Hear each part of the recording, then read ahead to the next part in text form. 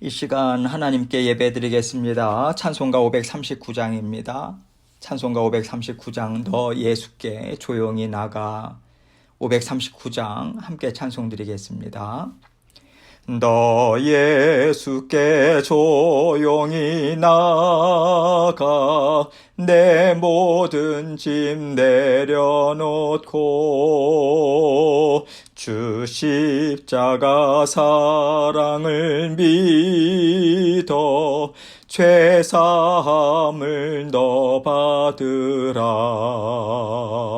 주 예수께 조용히 나가 내 마음을 쏟아놓으라.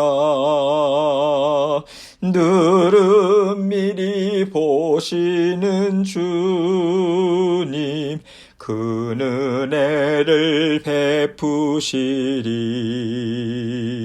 주 예수의 은혜를 입어 내 슬픔이 없어지리. 내 이웃을 늘 사랑하여 너 받은 것 거저주라.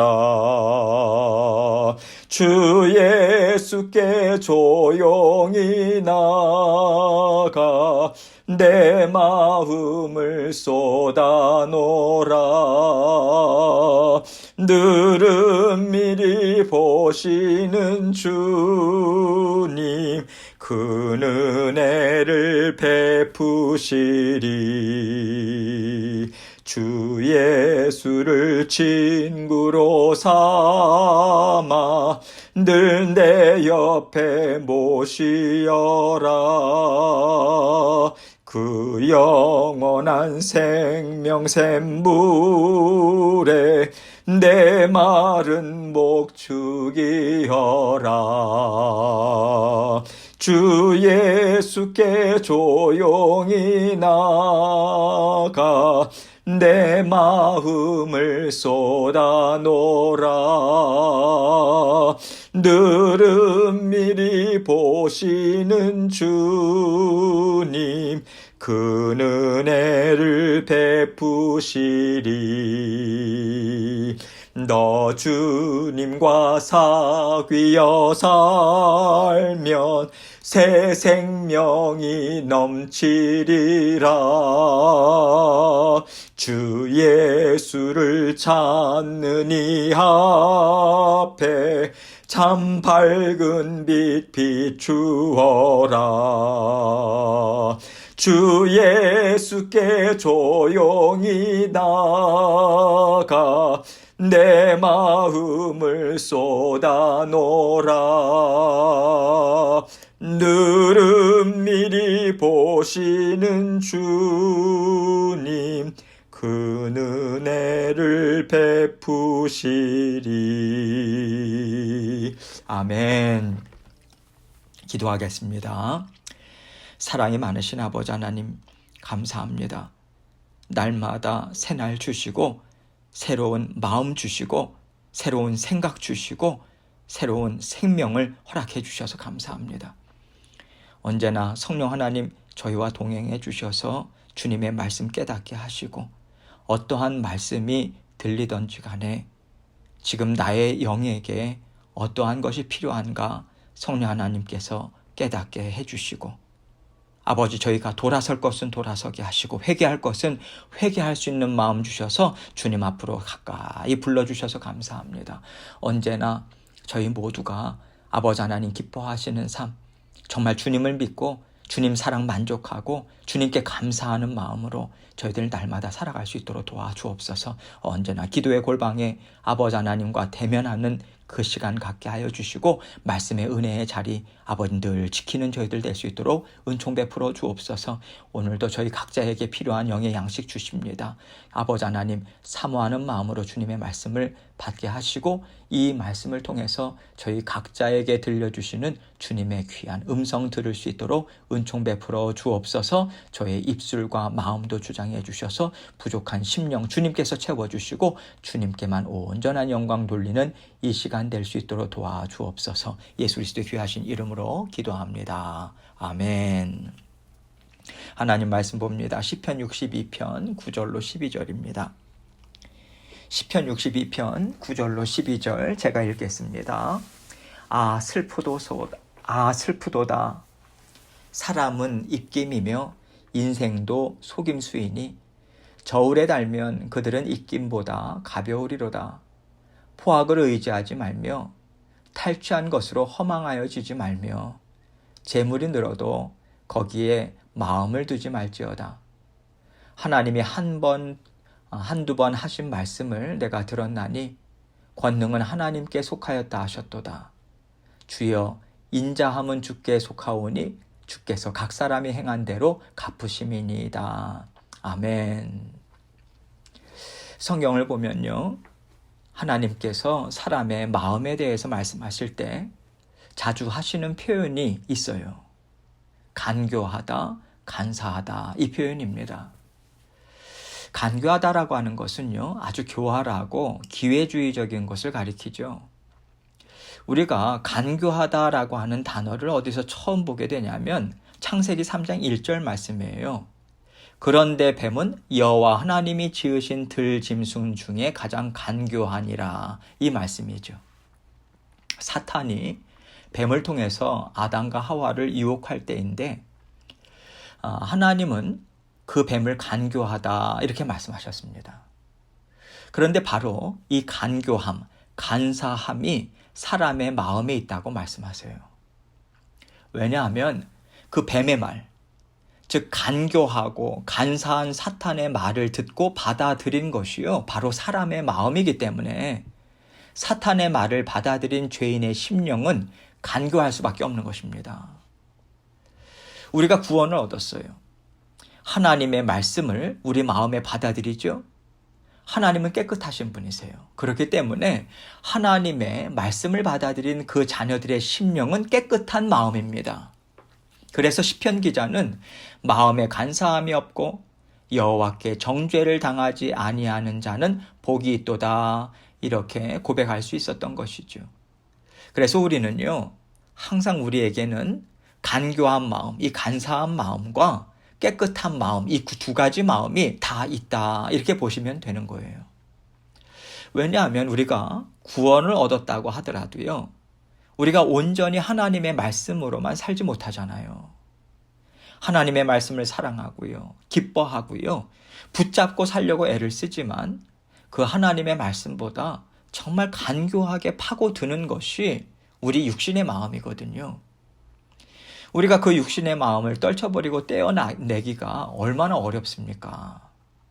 그래서 우리는 말씀으로 씨름을 해서 하나님 앞에서 깨끗함을 얻습니다.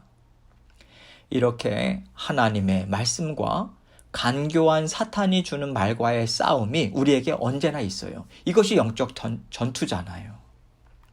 영적 전투를 해서 승리할 때마다 우리 마음에는 평안이 있을 수 있는 것이고요, 하나님이 기뻐하시는 지혜와 분별력을 얻게 되는 것이죠.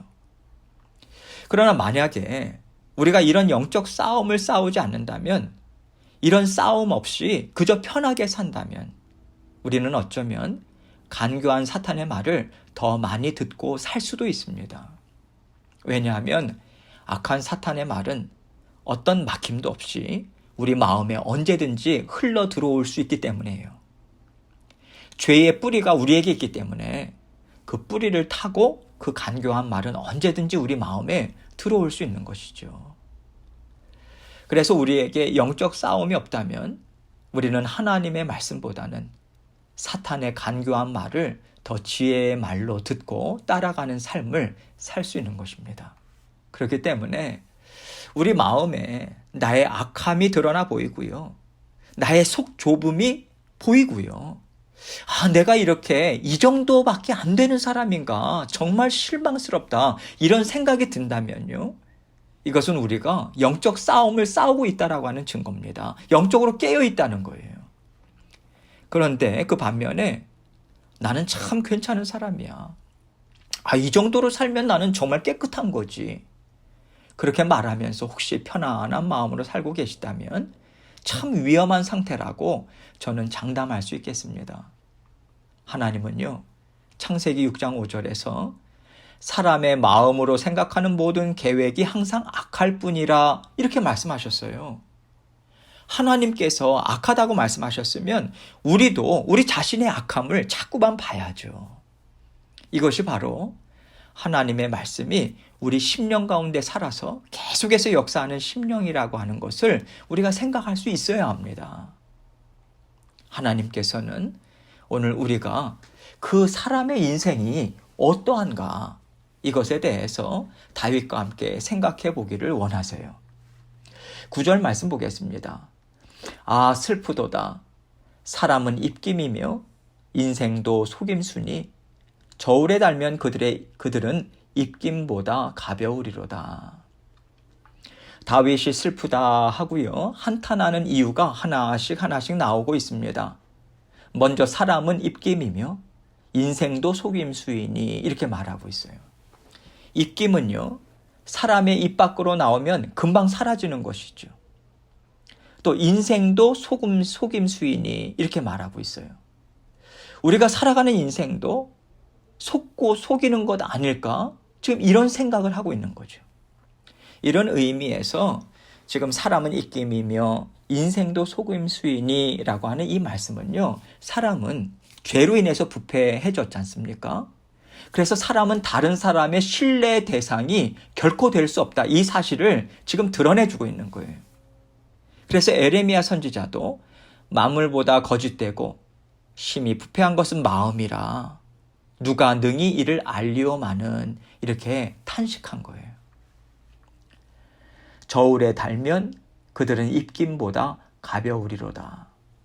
지금 이 말씀은 앞에서보다 더 직접적으로 사람은 결코 믿을 수 있는 존재가 아니다. 이 뜻을 드러내고 있는 거죠. 우리가요, 사람이 참 가볍다라고 하는 말을 어떤 때 쓰나요? 생각이 짧고요. 마음도 계속 왔다 갔다 해요. 묵직하게 마음의 진정성이 없이 요랬다 저랬다. 그럴 때 사람이 참 가볍다. 이 말 쓰잖아요. 마음의 중심이 없이. 그저 자기가 좋은 대로 언제든지 마음을 바꿀 수 있는 상태가 사람이 가볍다라고 그렇게 이야기할 수 있는 상태임을 우리가 생각할 수 있는 거죠. 10절 말씀 봅니다. 포악을 의지하지 말며 탈취한 것으로 허망하여지지 말며 재물이 늘어도 거기에 마음을 두지 말지어다.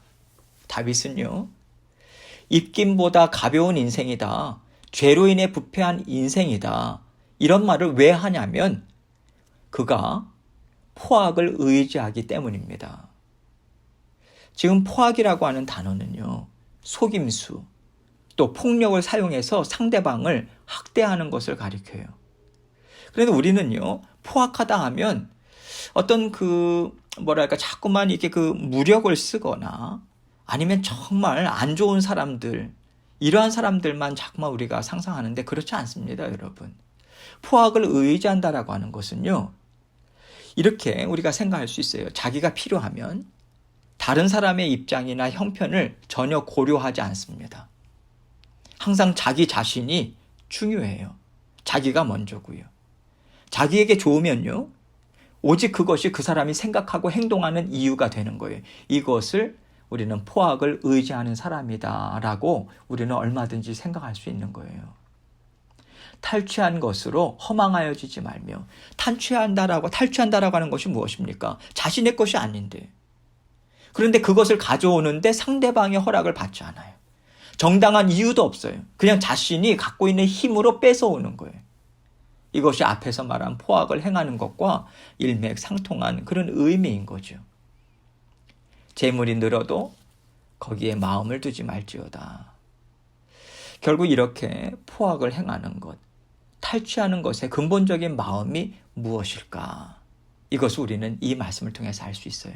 재물에 대한 욕심이다. 이것이죠. 여기서 마음에 두다라고 하는 말은요, 그저 마음을 살짝 얹어놓는, 살짝 두는 그 정도가 아닙니다. 거기에 완전한 소망을 두는 거예요. 어떤 것에 자신의 미래를 전적으로 맡기는 거죠. 여기에서 이야기하는 것은 재물입니다.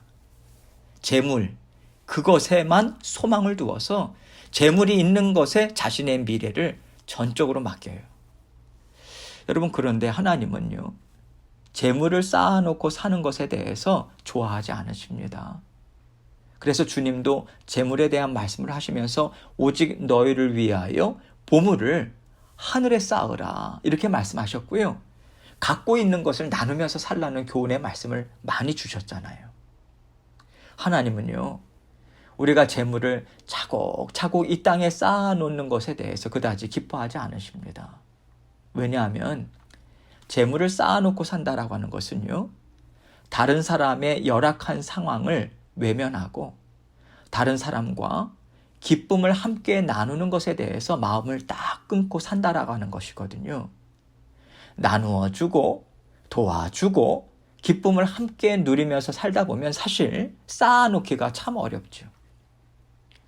하나님은요, 나누는 인생을 참 기뻐하시는 것 같아요. 기쁨도 나누고요, 우리에게 있는 고난이나 고민이나 여러 가지 생각도 나누는 인생을 참 좋아하십니다. 하나님께서 지금 나와 함께 사시는데 나에게 지금 이러한 상황들을 허락하시는데 무슨 말씀을 하시는 것일까? 이런 고민, 이러한 생각, 이러한 것들을 믿음의 지체들과 부지런히 함께 나누고요. 기도 제목도 나누고요. 또 때로는 내가 갖고 있는 것, 하나님께서 이렇게 베풀어 주셨네. 하나님께서 은혜로 베풀어 주신 것을 연약한 사람들과 함께 나누는 기쁨 누리는 거예요. 하나님은 정말 기뻐하세요. 하나님은요, 이러한 우리의 마음을 통해서, 이러한 사랑의 마음을 통해서, 나눔을 통해서 이 땅에 하나님의 나라를 계속해서 확장해 나가기를 바라고 계십니다.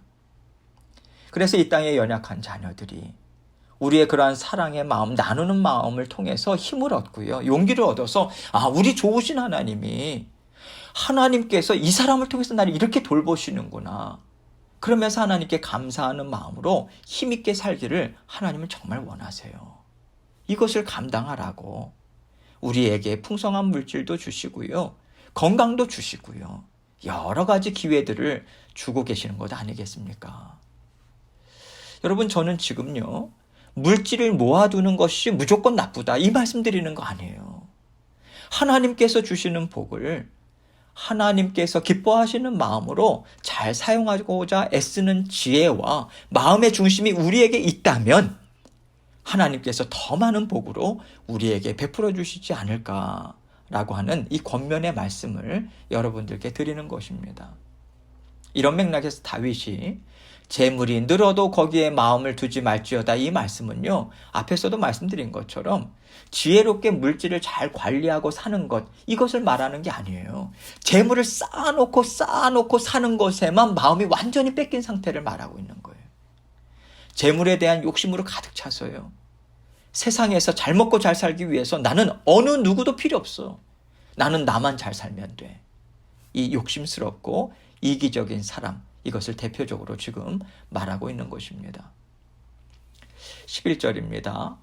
하나님이 한두 번 하신 말씀을 내가 들었나니 권능은 하나님께 속하였다 하셨도다. 하나님이 한두 번 하신 말씀을 내가 들었나니, 이 말씀은요, 내가 하나님으로부터 한 번 또 두 번 말씀을 들었다 이 뜻이 아닌 거예요. 내가 하나님께 이런 말씀을 계속해서 듣고 살았다 이 뜻인 거예요. 내가 하나님과 함께 살다 보니 하나님은 이렇게 나에게 깨닫게 해주시더라, 계속해서 말씀으로 인도해 주시더라, 이렇게 본인이 인생을 살면서 깨달은 지혜를 말하고 있는 거예요. 권능은 하나님께 속하였다. 잘 먹고 잘 사는 것, 높은 자리에 올라가는 것, 이것은 하나님께서 하시는 것이지 사람이 속임수를 쓰고 다른 사람을 넘어뜨리고 그렇게 얍삽하게 마음을 써서 얻어지는 게 아니다 이것입니다. 여러분, 그렇게 얻었다고 한들 그게 오래 가겠습니까? 하나님은 오래 가도록 그냥 두지 않으시거든요. 결국 그 인생은요, 입김과 같이 사라질 것이고요, 허망한 인생으로 그냥 없어지는 것과 같다. 이렇게 다윗은 이 말씀들을 통해서 경고의 말 또한 우리에게 주고 있는 것입니다. 12절입니다. 주여 인자함은 주께 속하오니 주께서 각 사람이 행한 대로 갚으심이니이다. 여기에서 주님의 인자함과 주님께서 각 사람이 행한 대로 갚으신다. 이 말씀을 함께 말하고 있죠. 어떻게 보면 이 말이 서로 이렇게 맞지 않는 것 같아요. 함께 쓰면 안 되는 것 같아요. 인자함이라고 하는 것이 무엇입니까? 하나님이 우리를 불쌍히 여겨주시는 거죠. 깊이 사랑하는 부모님의 마음처럼 자식의 어리석음을 좀 덮어주고 깨끗하게 해주고 감싸주는 인자함이잖아요. 그런데 그가 행한 대로 갚아준다. 이것은요, 엄격하신 하나님, 공의의 하나님, 이것을 말하기 때문에 앞부분과 서로 대치가 되는 것처럼 우리가 생각할 수 있죠. 그러나 여기서 다윗은요, 하나님의 성품을 깊이 깨달아 알기 때문에 이 말을 지금 하고 있는 거예요. 결국 자녀를 양육함에 있어서, 그리고 세상을 다스리시는 데 있어서 하나님은 공의를 떠나서는 이를 이루시지 않는다. 이것입니다. 하나님께서는 정의로우신 분이시기 때문에 죄와 하나님의 선하심, 이것을 함께 묶어서 이를 이루실 수가 없어요. 하나님은요, 우리가 죄가 있음에도 불쌍히 여겨주시고 우리를 사랑하시기 때문에 오래 참아주시고 용납해 주시는 것이 있는 것뿐이지, 하나님께서 죄 자체를 의로움과 함께 똑같이 봐주실 수는 없는 것입니다. 그래서 우리가 인생을 살아갈 때 하나님의 크신 사랑 안에서 하나님의 오래 참으심과 긍휼하심으로 우리의 죄를 덮어주실 때도 있어요. 그러나 하나님은 우리 속에 있는 죄를 언제나 깨끗게 해주시는 말씀으로 우리를 양육해주고 계십니다. 죄를 깨달아 아는 은혜를 성령을 통해서 우리에게 베풀어 주세요. 말씀을 통해서 베풀어 주십니다. 우리에게 그 죄가 있음을 하나님은 언제나 알게 해주세요. 그리고 그것을 하나님 앞에 들고 나아갈 수 있는 은혜도 우리에게 베풀어 주십니다. 그럴 때 하나님의 은혜 가운데 우리는 항상 죄 용서함을 받고요, 하나님의 자녀로서 깨끗하게 자라날 수 있어요.